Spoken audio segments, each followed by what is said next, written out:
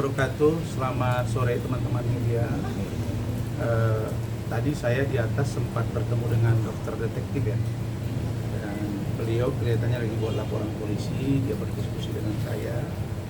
Dan saya kasih beberapa pendapat karena suami dari dokter itu adalah teman baik saya. Baik, saudara-saudara.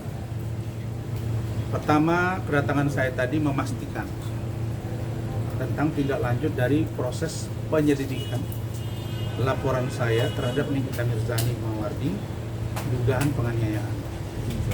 Tadi saudara penyidiknya yang berinisial IG sudah berjanji ke saya dalam minggu ini menyampaikan ke pimpinan dan naik sidik karena dua hal.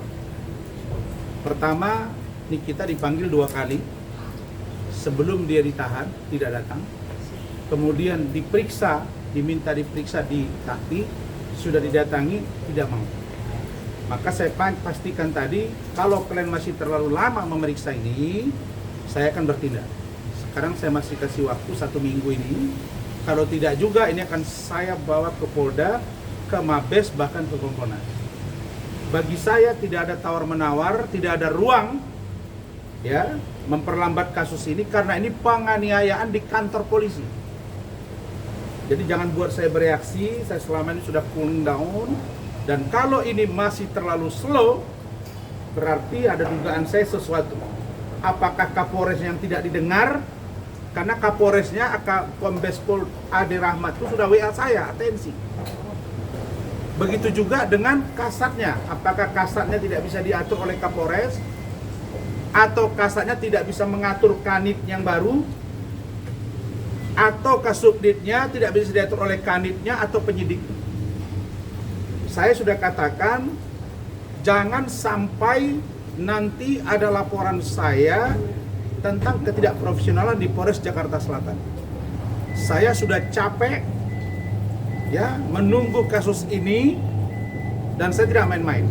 Jangan paksa saya bereaksi karena tidak ada dasar untuk tidak melanjutkan kasus ini atas nama apapun, karena jelas videonya, rekamannya sudah diperlihatkan jelas saksinya saya dianiaya.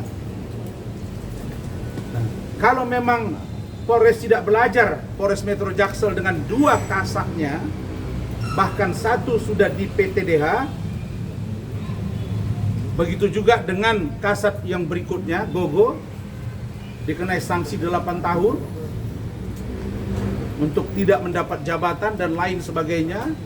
Kandidnya dicopot juga di PTDH. Maka jangan sampai ini terulang. Ya, saya baru mengirim surat ke Kompolnas terkait dengan 2 laporan saya sudah direspon.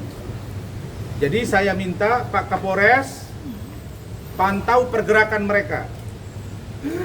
Darah yang mengalir di dahi saya disaksikan oleh Kasat Reskrim AKBP Andrian, dan dia yang memerintahkan untuk saya dibawa ke rumah sakit Pertamina.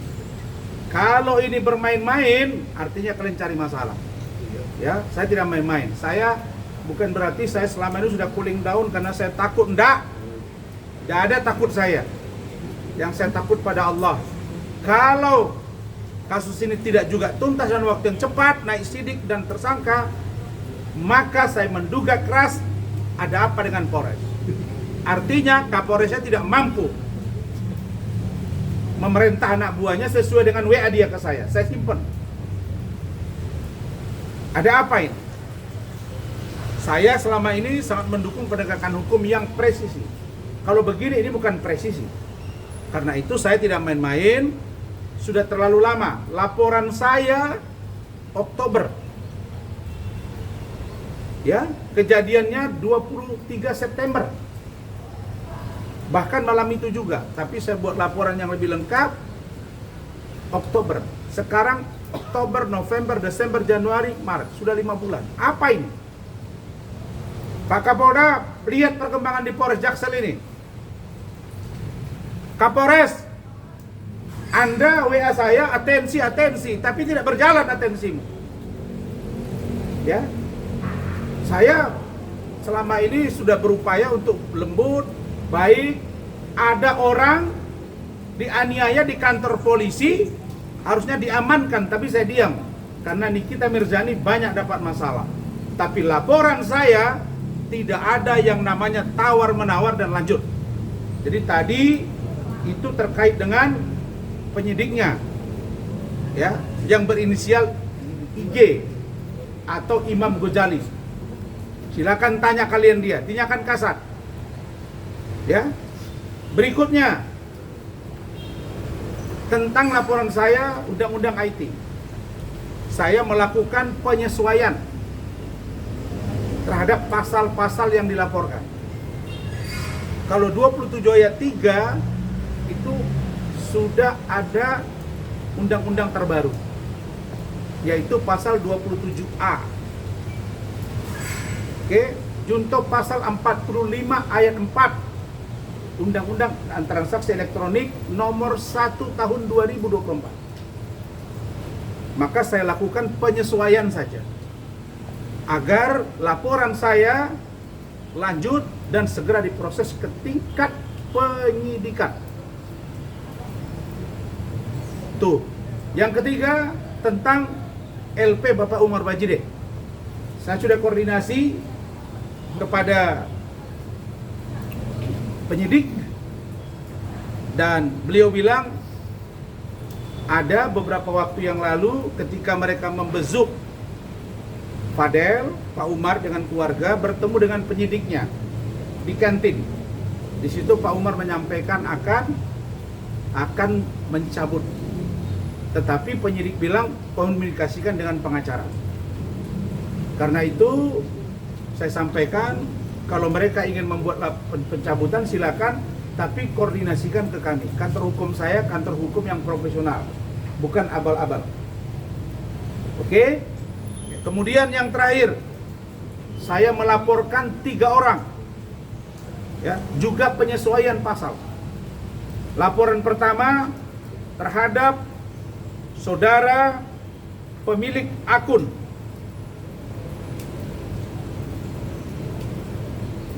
TikTok Adnan Buyung Lubis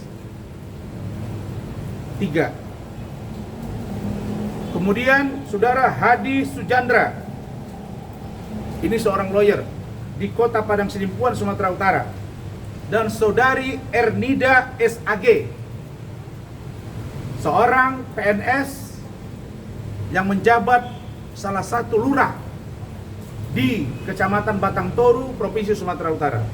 3 orang ini saya duga telah melakukan pencemaran nama baik terhadap saya dengan menuduh saya menggelapkan ijazah yang pada faktanya itu tidak benar, apalagi itu adalah dari keluarga saya sendiri. Karena itu saya minta LP ini segera ditindaklanjuti dan orang-orang yang memfitnah saya harus mendapat hukuman setimpal dari perbuatannya. Itu saja, cukup.